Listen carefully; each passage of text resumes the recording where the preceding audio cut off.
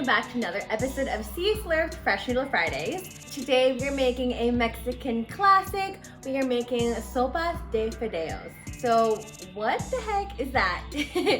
It's a childhood soup, usually made of tomatoes. You got a little bit of onion, a bit of garlic there, and some chicken broth. And of course we gotta have fideos, which basically means noodles in Spanish. So let's go ahead and get started.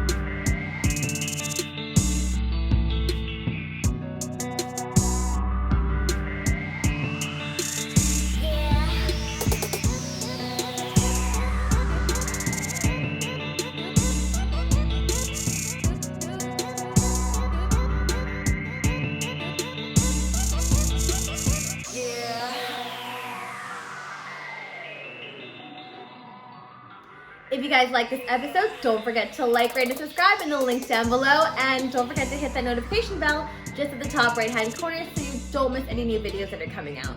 We'll see you guys next week. Bye!